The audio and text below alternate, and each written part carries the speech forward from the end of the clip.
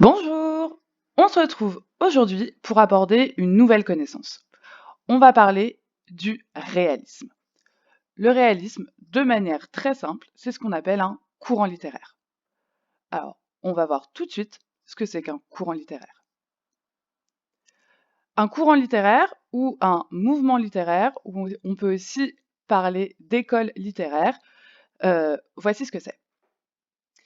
On dit qu'un mouvement littéraire est un ensemble d'œuvres et d'auteurs qui présentent des traits communs affichés, communauté d'idées, de pensées, une vision de l'humanité et de l'art commune.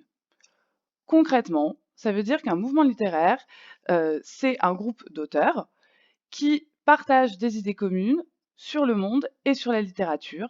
Et souvent, ils ont écrit un manifeste pour exprimer ces idées-là et exprimer les traits communs qu'ils avaient ensemble. Alors, ça nous sert, nous, à pouvoir penser la littérature dans une dynamique historique.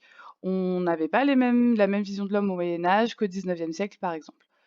Et aujourd'hui, on va parler d'un mouvement littéraire qui date du XIXe siècle et qui est le réalisme. On y va. Alors d'abord, vu que on essaie d'avoir une perspective historique, on va entrer un petit peu dans le contexte historique. Le réalisme, il apparaît dans la deuxième moitié du XIXe siècle, c'est-à-dire à partir de 850. Et ce qu'il faut savoir à propos du XIXe siècle, c'est que c'est un siècle qui est marqué par une mutation importante de la société. On a un essor de la bourgeoisie. Ça veut dire que la bourgeoisie va venir prendre le pas sur la noblesse. On a un mode de vie tourné vers la consommation, c'est l'apparition des grands magasins. Et on a aussi d'énormes progrès scientifiques et techniques, notamment au niveau des transports. Donc c'est un siècle qui est marqué par des bouleversements. De ce fait, le réalisme s'inscrit d'abord en rupture avec un autre courant du XIXe siècle aussi, du début du XIXe siècle, qui est le romantisme. Le début du XIXe siècle, il est marqué par beaucoup d'idéalisation, beaucoup d'espoir, et le romantisme prenait l'idéalisation dans la littérature et aussi la quête de soi. Eh bien, dans la deuxième moitié du XIXe siècle, les choses ont tellement changé, il y a eu des espoirs déçus, et le réalisme a une volonté de rendre compte de la réalité dans son ensemble sans l'idéaliser. C'est pour cette raison qu'on dit qu'il est en rupture avec notamment le romantisme. Un des auteurs du réalisme, Stendhal, écrit dans un roman qui s'appelle Le Rouge et le Noir, il écrit donc: Eh, monsieur, un roman est un miroir qui se promène sur une grande route. Tantôt il reflète à vos yeux l'azur des cieux, tantôt la fange des bourbiers de la route. En écrivant ça, Stendhal nous parle du roman comme d'un miroir. Un miroir, c'est ce qui va permettre de refléter le plus fidèlement possible la réalité. Et effectivement, dans la deuxième phrase, il nous dit que ce miroir, le roman, la fiction, reflète tantôt l'azur des cieux, donc ce qui est du côté de l'idéal, ce qui est du côté positif de la société, mais aussi la fange des bourbiers de la route. La fange, c'est une espèce de boue. Donc ça reflète à la fois les choses positives, mais aussi les choses négatives et les choses qu'on n'a pas l'habitude de voir en littérature jusqu'à présent. Voilà, on rend compte de la réalité dans son ensemble, dans son entièreté, sans idéaliser et en parlant de choses dont on n'avait jusqu'alors jamais parlé en littérature. Je vous explique ça tout de suite. À partir de ces principes-là, on a donc des caractéristiques d'écriture qu'on va retrouver dans l'ensemble des œuvres réalistes et qui vont nous permettre de qualifier une œuvre de réaliste. On y va. Ce sont des œuvres qui font vrai, c'est-à-dire que elles sont vraisemblables. Ce qui est raconté est de la fiction, mais pourrait être vrai, faire vrai. On a donc aussi une importante place qui est donnée à la description pour pouvoir mieux rendre compte auprès du lecteur de la réalité. Il y a aussi un très grand souci d'objectivité, c'est-à-dire qu'on ne va pas juger, mais on y reviendra après. Et comme je vous le disais, le réalisme va pouvoir traiter de tous les sujets. Il ne va pas y avoir de sujet tabou. Et au contraire, on va aller chercher dans des sujets qui, jusqu'à présent, étaient laissés de côté par par les auteurs parce qu'ils étaient considérés comme pas assez nobles pour apparaître en littérature. Alors, on va rentrer un petit peu dans le détail. Dans une œuvre réaliste, pour faire vrai, l'auteur va choisir un cadre spatio-temporel réel. Je m'arrête 2 minutes sur l'expression cadre spatio-temporel. Spatio, vous le retrouvez dans spatial, dans espace, c'est-à-dire que ça va être le lieu. Les lieux qui vont être choisis pour l'histoire, pour la fiction, vont être réels. Et temporel, on retrouve temps, donc c'est l'époque. L'époque également va être réelle.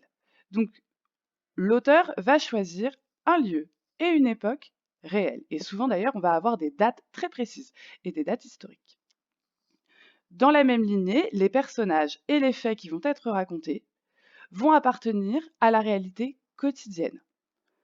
On va avoir des noms très spécifiques de personnages, on va avoir des faits qui vont être banals, vont appartenir au quotidien des gens. On ne va pas aller dans quelque chose, par exemple, on ne va pas raconter l'histoire d'une princesse dans une forêt enchantée, parce que là, on n'aurait pas du tout ni cadre temporel réel, ni personnages et ni faits qui appartiennent à la réalité quotidienne. Donc l'objectif, c'est de faire vrai. L'histoire qui est racontée pourrait être vraie. Elle ne l'est pas, c'est de la fiction, mais ça pourrait. On passe à la description. La description, dans les œuvres réalistes, elle est très précise. Le plus précise possible et très très détaillée, avec un emploi d'un vocabulaire spécialisé. L'auteur qui va faire les plus belles descriptions réalistes, c'est Balzac. Il peut passer une dizaine de pages à décrire un lieu en nous détaillant tout ce qui s'y trouve, chaque objet, les matières dans lesquelles sont faits ces objets, etc. On est très très précis. Et donc, on peut avoir des descriptions très très longues pour mieux rendre compte de la réalité de manière précise, presque scientifique. Et avec cette idée de science, on va passer à l'objectivité. Les œuvres réalistes, elles vont exposer des faits sans jugement. On ne va pas avoir de morale dans les œuvres réalistes. On va avoir des faits qui appartiennent à la réalité quotidienne et qui vont parfois être dérangeants pour le lecteur. Mais ce sera à lui de faire ses propres conclusions. À aucun moment dans une œuvre réaliste, on ne va juger. Ni le narrateur, ni l'auteur ne va exposer un jugement. C'est vraiment une autonomie du lecteur. Et enfin, n'importe quel sujet peut être traité. Et dans les œuvres réalistes, on va avoir des nouvelles thématiques qui vont rentrer en littérature. On va parler d'argent, on va parler d'infidélité, on va parler de vieillesse, de pauvreté, on va parler aussi beaucoup du monde rural, on va aussi pouvoir parler beaucoup de Paris, on va aussi parler de la cruauté humaine, etc., etc. On élargit le champ des thématiques et des sujets possibles. Alors, on va résumer tout ça. Donc, pour résumer, le réalisme est un courant littéraire qui appartient au XIXe siècle à partir de 1850. Il est gouverné par un principe d'objectivité. On ne juge pas, on présente des faits. On va pouvoir traiter n'importe quel sujet, l'argent, la vieillesse, la pauvreté, etc. Et le principal objectif de ce courant littéraire, c'est de faire vrai. Et donc, les personnages, l'époque, les faits, les lieux vont être réels. Pas de sorcières, pas de château splendide, on veut faire vrai. Et dans cette logique-là, on va avoir des descriptions très très précises, avec l'emploi d'un vocabulaire spécifique et de nombreux détails. Alors, ce petit résumé final, tu peux le recopier dans ton cahier, tu peux choisir d'autres symboles, tu peux, si tu veux, au lieu de le faire sous forme de schéma, tu peux le faire sous forme de liste, mais en tout cas, il faut que ça soit bien clair pour toi et que tu aies bien retenu ces 4 principes-là pour pouvoir ensuite expliquer, heu, pourquoi une œuvre est réaliste ou pas. Allez, je te laisse, recopier, apprendre et faire travailler tes ménages. On se voit une prochaine fois.